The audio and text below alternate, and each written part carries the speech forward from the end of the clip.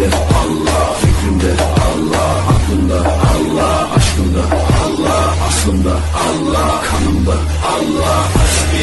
حضرت خواجہ معین الدین چشتی رحمتُاللہ تعالی علیہ. خواجہ صاحب رحمتُاللہ علیہ نے بڑی بھرپور زندگی گزاری. آپ کی کچھ تعلیمات عرض کرنا چاہ رہا ہوں.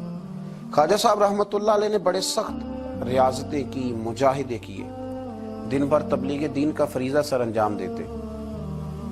خواجہ صاحب رحمتُاللہ تعالی علیہ کے خلفاء فرماتے ہیں کہ خواجہ صاحب روزانہ اتنا لنگر پکواتے تھے، اتنا وسیع لنگر ہوتا تھا کہ جتنے مرضی لوگ شام تک آتے تھے لیکن وہ ختم نہیں ہوا کرتا تھا. لیکن اپنا حال یہ تھا کہ رات کی پکی ہوئی ایک روٹی لیتے تھے، اس کو پانی میں بھگو لیتے تھے. کچھ گھنٹے جب وہ بھگوئی رہتی تھی، نرم ہو جاتی تھی، پھر اس کو تناول فرمایا کرتے تھے. اور فرماتے ہیں کہ جو کام کرتے ہم نے خواجہ صاحب کو سب سے کم دیکھا ہے وہ ہے کھانا کھاتے اور سوتے. یہ دو کام کرتے ہم نے انہیں بڑا کم دیکھا، اور زیادہ تر ان کا وقت عبادت میں، ریاضت میں، تلاوت میں گزرا کرتا تھا. 50 سال کا عرصہ انہوں نے اس طرح گزارا ہے کہ عشاء کے بعد تھوڑی دیر کے لیے، چند گھنٹوں کے لیے گھر تشریف لے جاتے تھے، پھر واپس لوٹتے تھے اور فجر تک مسجد میں عبادت کیا کرتے تھے. کئی دفعہ حضرت خواجہ اجمیر علیہ رحمہ پر وہ وقت بھی گزرا ہے کہ ایک دن میں 2 قرآن پاک ختم فرمایا کرتے ہیں. ایک دن میں 2 قرآن پاک، ایک قرآن پاک صبح میں ختم ہوا، ایک قرآن پاک رات میں ختم کر دیا. خواجہ صاحب علیہ رحمہ اس درد کے ساتھ تلاوت فرماتے تھے کہ لوگ کہتے ہیں کہ وہ تو بیدار رہتے ہی تھے، تلاوت سننے والے بھی آنکھیں کھول لیا کرتے تھے. خواجہ صاحب رحمتُاللہ تعالیٰ لیکن نوافل کی کثرت کا کوئی اندازہ ہی نہ تھا. خواجہ صاحب کے ریاضتیں، مجاہدے، عبادتیں، یہ ساری چیزیں اپنی جگہ مسلمہ تھی. اس کے ساتھ ساتھ جب وہ اپنے خلفاء کی، اپنے مریدوں کی تربیت کرتے تھے تو رنگ نرالا ہوتا تھا. خواجہ قطب الدین بختیار کاکی رحمتُاللہ علیہ فرماتے ہیں جب میرے شیخ، میرے مرشد، میرے ملجا، میرے آقا حضرت غریب نواز رحمتُاللہ تعالیٰ علیہ مجھے دلی بھیجنے لگے تو میں نے عرض کی کہ حضور کچھ نصیحتیں فرما دیں. تو کہتے خواجہ صاحب نے مجھے 4 نصیحتیں فرمائی، 4 باتوں کا درس ارشاد فرمایا. سب سے پہلے خواجہ صاحب نے فرمایا یاد رکھنا درویشی اس طرح کرنا کہ بادشاہی معلوم ہو، فقر اس طرح کا ہو کہ تم بادشاہ معلوم ہو. اور دوسرا خواجہ صاحب رحمتُاللہ تعالیٰ علیہ فرمانے لگے جب کوئی تیرے پاس آئے نا تو وہ خالی نہیں جانا چاہیے. بھوک لگی ہو تو اسے روٹی ملنی چاہیے، کپڑے کی ضرورت ہو تو اسے خیرات ملنی چاہیے، علم کا بھوکا ہو تو تیرے پاس قرآن و سنت کے دلائل کے انبار ہوں. اور اگر وہ درد لے کے آئے نا تو تیرے بھی آنسو ہونے چاہیے اور سامنے والے کو وہ آنسو ہی نصیب ہونے چاہیے. ہر ایک کو ہر شے دے کے بھیجنا، کوئی کمزوری نہ رہ جائے. اور تیسرے نمبر پہ فرمایا خوشی میں تو ساری دنیا ہی ہنستی ہے، جب خوشخبری آتی ہے تو سب ہی ہنستے ہیں، پر قطب الدین میرے ساتھ وعدہ کر سب سے زیادہ تیرے چہرے پر اس وقت مسرت ہونی چاہیے جب رب تجھے آزمائش میں ڈالے. سب سے زیادہ تیرے چہرے پر اس وقت مسکراہٹ ہونی چاہیے جب اللہ کریم تجھے کوئی آزمائش دے. یاد رکھنا دکھوں میں ہنستے رہنا، اس کی طرف سے آنے والی آزمائشوں کو اس کا تحفہ سمجھنا. قطب الدین یہ تیرا رنگ جب بنے گا تو پھر میں سمجھوں گا میں نے تربیت کی. اور چوتھے نمبر پہ فرمایا یاد رکھنا دشمنیاں نہ پالنا، بلکہ دشمنی کے جواب میں بھی دوستی پالنا. اس لیے کہ جو دشمنیاں پالتے ہیں وہاں بغض پیدا ہوتا ہے، اور جو دوستیاں پالتے ہیں ان کے دلوں میں اللہ محبت کی خوشبوئیں پھیلا دیا کرتا ہے. یہ انداز تربیت حضرت خواجہ اجمیر علیہ رحمہ کا، یہ انداز.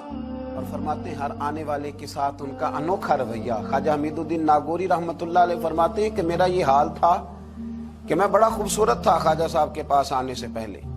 بہت سارے لوگ مجھ سے محبت کرتے تھے، تو جب میرے اندر کچھ تھوڑے سی حسن تھا، کچھ خوبصورتی تھی تو میں اس سے آگاہ بھی تھا، میں سمجھتا تھا. کہتے ہیں جب حضرت خواجہ کی خدمت میں آیا میں نے کہا حضور مرید کر لیں. تو کہتے ہیں کیا انداز تربیت تھا. فرمانے لگے جہاں پہلے ہی اتنے لوگ بستے ہوں وہاں معین الدین کیسے بسیرا کرے گا. اتنے لوگوں کی موجودگی میں کیسے آؤں گا میاں، پہلے اتنے بسائے ہوئے ہیں، سب کو نکال.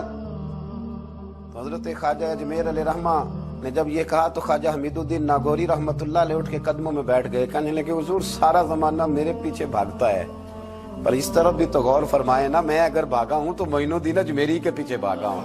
حضور مہربانی فرمائیں.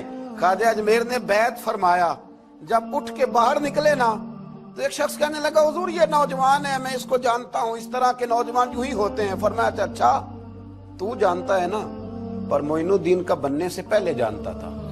अब ये मेरा बन गया, अगर जानना हुआ ना तो जरा जा गली में कुछ लोगों से बात कर रहा है, देख ले क्या बात हो रही है। ख्वाजा हमीदुद्दीन बाहर निकले तो पुराने यार मिलने आ गए। उन्होंने कहा चलो, आप फरमाने लगे, मियाँ अब नहीं जाना, अब दो गलियां याद करनी है, एक जो शेख के घर जाती है और दूसरी जो वापस आती है। अब दोबारा भाई कहीं भी नहीं जाना। ने कहा जनाब वो फलां भी बुला रहा है। ख्वाजा हमीदुद्दीन साहब ने कोई बड़ा ही जुमला बोल दिया।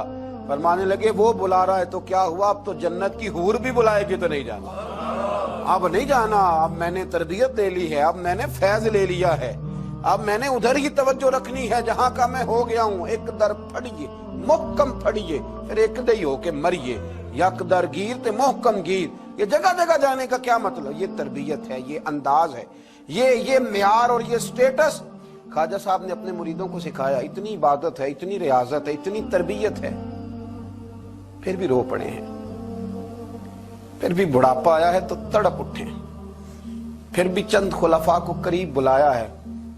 तो हजरत मोइनुद्दीन कहने लगे, मेरे लिए दुआ करो। तो कहा, हुजूर 90 साल के करीब उम्र हो गई, जिंदगी भर आपको वुजू में देखा, हुजूर जिंदगी भर सजदे में देखा, जिंदगी भर रानाई में देखा, तबलीग में देखा, खिदमत में देखा, लोगों को खिलाते देखा, घर के अंदर से लेकर बाहर तक हमने आपको दूसरों का सोचते ही देखा। आपने तो अपने लिए सोचे कुछ नहीं, तो रोते क्यों है, दुआ क्यों कराते हैं? फरमाने लगे, यार जिंदगी पूरी अमल किए हैं, लेकिन मेरे लिए दुआ करना, कहीं ऐसा ना हो कि आमाल की गठड़ी लेकर जब रब की बारगाह में जाऊं तो मालिक कहे कि अमल तो बड़े हैं पर मेरे लायक कोई भी नहीं, बड़े अमल हैं पर मेरे लायक कोई है तो बता। यार ये जितनी गठड़ी है ना आमाल की, तुम्हें बड़े बड़े हसीन नजर आते हैं, पर इनमें से कोई मालिक के लायक बन जाए, मेरी कोई कबूलियत हो जाए, मेरी कबूलियत मैं नीवा ते मेरा मुर्शद उच्चा, ते मैं उच्चियां दे संग लाई, इते सदके जावां उन्हां उच्चियां तो जिन्हां नीवे नाल निभाई। दुआ करो, अल्लाह की बारगाह में इल्तिजा करो कि मेरी कबूलियत हो जाए। इन्नमा यख्शल्लाह मिन इबादिहिल उलमा। कुरान मजीद ने कहा कि अल्लाह के बंदों में से जो आलिम होते हैं उनमें खशियत होती है, उनमें खौफ होता है। वो चूंकि जानते ज्यादा हैं तो वो डरते भी ज्यादा हैं, उनके अंदर एहसास भी ज्यादा होता है। हजरत अब्दुल्लाह इब्न मसूद रज़ी अल्लाह तआला अन्हु फरमाया करते थे, कसरत कलाम करने वाला तो आलिम नहीं होता, अल्लाह से ज्यादा डरने वाला आलिम होता है। कसरत कलाम वाला तो आलिम नहीं, वो जिसके दिल में खशियत ज्यादा है वो बड़ा आलिम है। मेरे नबी पाक अलैहिस्सलाम ने फरमाया, मैं तुम सबसे बढ़कर अपने रब को जानने वाला हूँ और मैं तुम सबसे बढ़कर अपने रब से डरने वाला हूँ। क्योंकि मैं जानता ज्यादा हूं तो मैं अपने रब से डरता भी ज्यादा हूं। हजरत ख्वाजा अजमेर अलैहिर्रहमान ने तरबियत की, लोगों के मिजाज सवारे, लोगों के दिल सवारे, और ख्वाजा साहब ने तरबियत की और तरबियत के मराकज भी कायम फरमाए।